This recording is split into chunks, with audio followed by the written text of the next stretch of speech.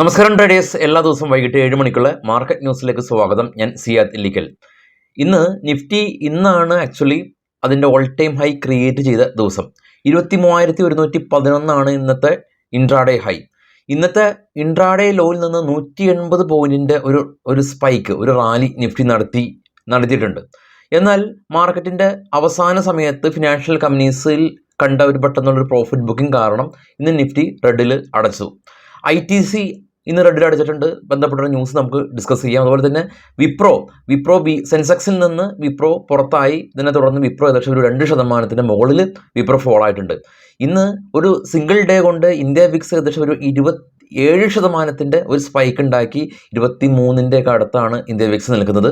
അപ്പോൾ India Vicks 10 നിൽക്കുന്ന സമയത്താണ് ഇലക്ഷന് മുമ്പ് 30 എത്തുമെന്നുള്ള രീതിയിൽ നമ്മൾ പണ്ടേ തന്നെ ന്യൂസിലൂടെ നമ്മൾ എഡ്യൂക്കേറ്റ് ചെയ്യാൻ ശ്രമിച്ചിരുന്നു.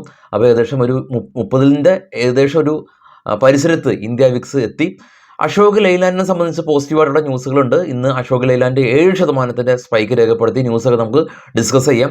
പേജ് ഇൻഡസ്ട്രീസ്, ജോക്കി എന്ന് പറയുന്ന ഇന്നർവെയർ കമ്പനി നടത്തിയിട്ടുള്ള കഴിഞ്ഞ ഒരു 2 വർഷത്തിൽ നടത്തിയ ഏറ്റവും ഒരു ശക്തമായ റാലി ഇന്ന് പേജ് ഇൻഡസ്ട്രീസിൽ കണ്ടു. അതുപോലെ തന്നെ റിസൾട്ടിന് ശേഷം പ്രോഫിറ്റ് ബുക്കിംഗ് കണ്ടിട്ടുണ്ട്. Manappuram, Aurobindo pharma, Sun TV തുടങ്ങിയ കമ്പനീസിൽ റിസൾട്ടിന് ശേഷം പ്രോഫിറ്റ് ബുക്കിംഗ് കണ്ടു. ഈവൻ യുണൈറ്റഡ് സ്പിരിറ്റ്സ് കമ്പനീസിലും പ്രോഫിറ്റ് ബുക്കിംഗ് കണ്ടു. ഇന്ന് US മാർക്കറ്റ് അവധിയാണ്, UK മാർക്കറ്റ് അവധിയാണ്. ഏഷ്യൻ മാർക്കറ്റ് എല്ലാം തന്നെ മിക്സ്ഡ് ആയിട്ടുള്ളൊരു ക്ലോസിങ് നടത്തിയിട്ടുണ്ട്. അപ്പോൾ നമുക്ക് നിഫ്റ്റിയുടെയും എല്ലാം തന്നെ സ്റ്റോക്കുകളുടെ എല്ലാം തന്നെ മന്ത്ലി എക്സ്പയറി ആണ് ഉള്ളത്. സ്വാഭാവികമായ രീതിയിൽ വോളറ്റിലിറ്റി നമ്മൾ എക്സ്പെക്റ്റ് ചെയ്തിട്ടുള്ളതാണ്. രാവിലെ ഇവൻ ഇന്ന് ബാങ്ക് എക്സിലെല്ലാം തന്നെ കോൾ സൈഡിൽ നമുക്ക് പേടിപ്പിച്ചു. മേ ബി ആളുകളെല്ലാം തന്നെ ലോസ് ബുക്ക് ചെയ്തിട്ടുണ്ടാവാം. അതിനുശേഷം പുട്ട് സൈഡിലും പേടിപ്പിച്ചിട്ടുണ്ട്. വിക്സ് സ്പൈക്ക് ആകുക, അതിനർത്ഥം 2 സൈഡിലേക്കും പ്രശ്നങ്ങളുണ്ടാവും. നിഫ്റ്റിയുടെ ചാർട്ട് നമുക്ക് പരിശോധിക്കാം. നിഫ്റ്റിയുടെ ചാർട്ടിൽ കാണാൻ വ്യക്തമായിട്ട് ഇന്നത്തെ കാര്യങ്ങളെല്ലാം തന്നെ എഴുതിയിട്ടുണ്ട്. ഓപ്പണിംഗ് റേഞ്ച് 23,040 ആണ് ഇന്നത്തെ ആദ്യത്തെ 5 മിനിറ്റ് ക്രിയേറ്റ് ചെയ്തിട്ടുള്ള ഹൈ. അവിടെ നിന്ന് പെട്ടെന്ന് ഒരു പ്രോഫിറ്റ് ബുക്കിംഗ് കണ്ട് 22,931 ഇന്നത്തെ ഇൻട്രാഡേ ലോ. ഇൻട്രാഡേ ലോയിൽ നിന്ന് ശക്തമായിട്ട് നിഫ്റ്റി 180 പോയിന്റിൻ്റെ ഒരു സ്പൈക്ക് ഉണ്ടാക്കി 23,111 ഇന്നത്തെ ഹൈ. അതായത് നിഫ്റ്റിയുടെ എക്കാലത്തെയും ഹൈ ക്രിയേറ്റ് ചെയ്തു, മാർക്ക് ചെയ്ത് കാണാൻ സാധിക്കും.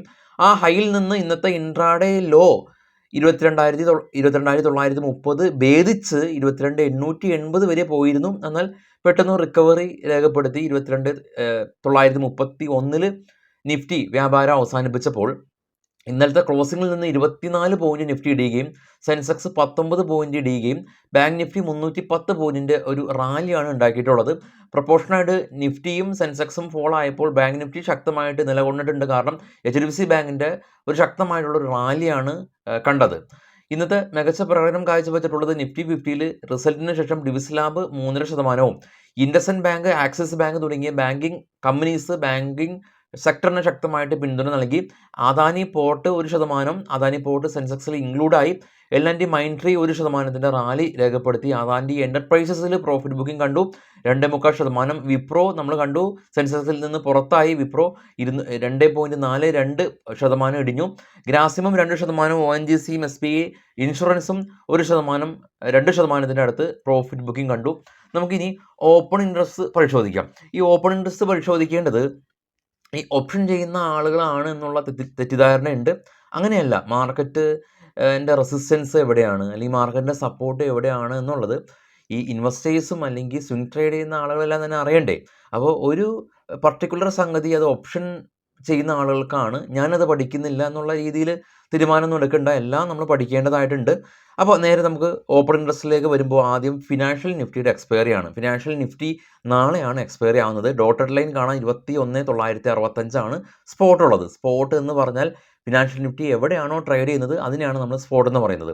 അപ്പോൾ ആ റെഡ് കളറ് കാണുന്നത് മാർക്കറ്റ് അല്ലെങ്കിൽ ഫിൻ നിഫ്റ്റി എത്തില്ല എന്ന് ഉള്ള ഒരു ചിന്തയിൽ ആളുകൾ മാർക്കറ്റിനെ ഷോർട്ട് ചെയ്തിരിക്കുകയാണ്. നിങ്ങൾ ഷോർട്ട് സെല്ല് ചെയ്തിരിക്കുന്നു എന്ന് കരുതിയാൽ മതി. അപ്പോൾ അതായത് എവിടെ നമ്മൾ കാണുന്നത് 22,000 ഒരു റെഡ് കാണുന്നുണ്ട്, അതുപോലെ തന്നെ അവിടെ ഗ്രീനും കാണുന്നുണ്ട്. അതായത് 22,000 ഒരു പിടിവലി, വടംവലി കാണുന്നുണ്ട്. എന്നാൽ 22,100, 22,200 കൂടുതൽ ഓപ്പൺ ഇൻട്രസ്റ്റ് കാണുന്നുണ്ട്. പൊതുവെ ആളുകൾ കോൾ ഷോർട്ട് ചെയ്ത് കാണാൻ സാധിക്കും. അതുകൊണ്ടാണ് പുട്ട് കോൾ റേഷ്യോ, അതായത് PCR 0.88 കാണുന്നത്. ഇനി അടുത്തത് കാണുന്നത് ബാങ്ക് നിഫ്റ്റിയാണ് സ്പോട്ട് ഉള്ളത് 49,300 ഡോട്ടഡ് ലൈൻ കാണാം. 50,000 മേജർ റെസിസ്റ്റൻസ് സോണാണ്, വലിയ ഒരു റെഡ് ക്യാൻഡിൽ കാണുന്നുണ്ട്. 49,000 മേജർ സപ്പോർട്ട് സോണാണ്. നിഫ്റ്റി നോക്കാം, ഡോട്ടഡ് ലൈൻ അതായത് 22,950 സ്പോട്ട്, 23,000 മേജർ റെസിസ്റ്റൻസും സപ്പോർട്ട് സോണായിട്ട് ആക്ട് ചെയ്യുന്നുണ്ട്. 23,000 ആണ് സ്ട്രാഡിൽ ക്രിയേറ്റ് ചെയ്ത് കാണാൻ സാധിക്കും.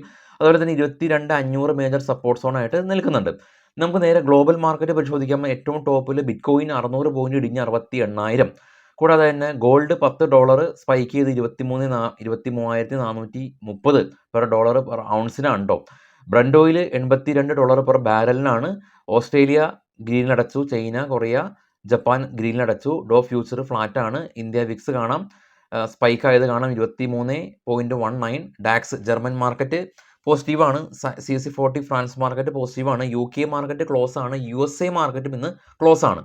ഇനി നമുക്ക് നേരെ നിഫ്റ്റി സ്റ്റോക്കുകളുടെ കുറച്ച് വാർത്തകളിലേക്ക് കടക്കാം. Future and option swing trade class റൂമിൽ ഇരുന്നും അതല്ല കൊച്ചിയിൽ വരാൻ പറ്റാത്ത ആളുകൾക്ക് ഓൺലൈനായിട്ട് നിങ്ങൾക്ക് പഠിക്കാൻ സാധിക്കും.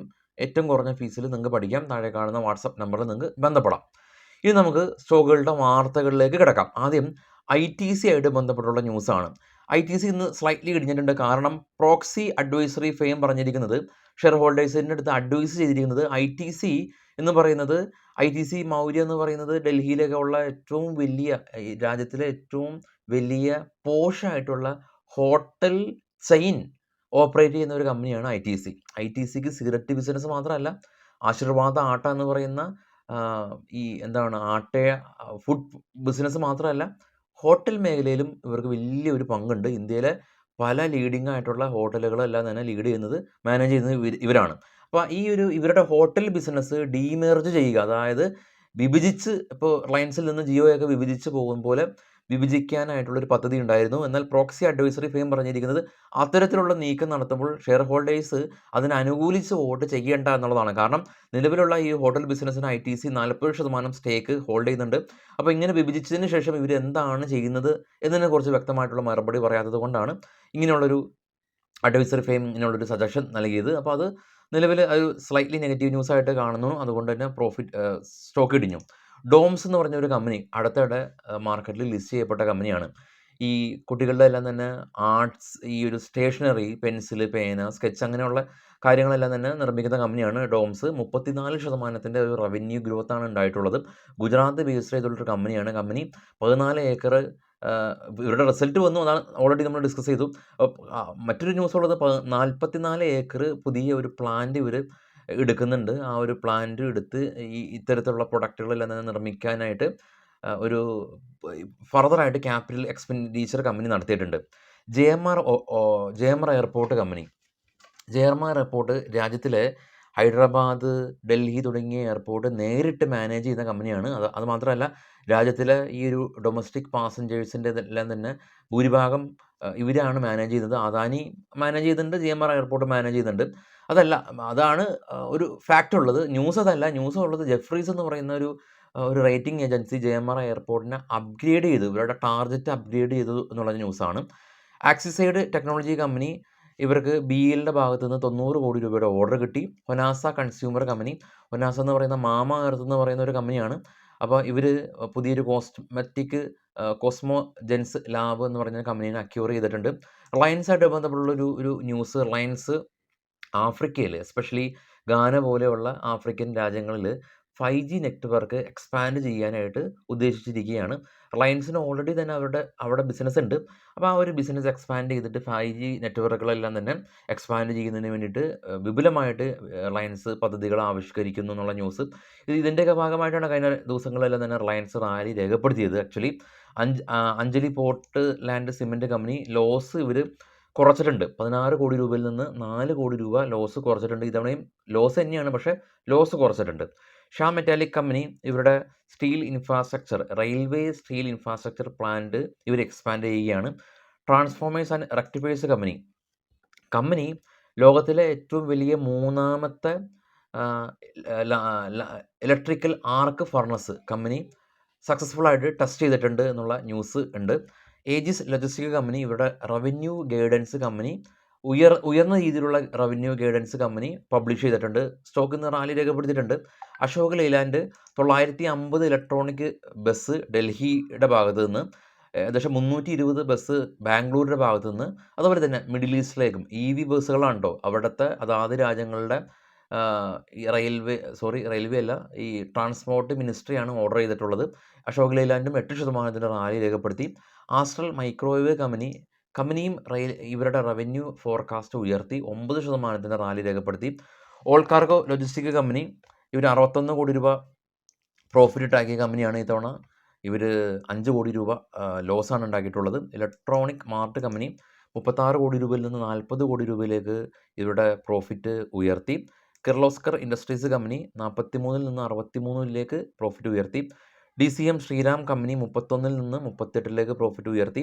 HCL ടെക് കമ്പനി ആം ഗ്രൂപ്പായിട്ട് പുതിയൊരു ബിസിനസ് കോൺട്രാക്റ്റ് സൈൻ ചെയ്തു എന്നുള്ളതാണ് ഇപ്പോഴുള്ള ന്യൂസ്.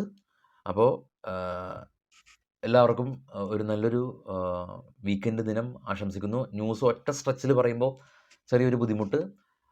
എനിവേ എല്ലാവർക്കും ഒരു നല്ലൊരു ശുഭരാത്രി നേരുന്നു. Thank you all.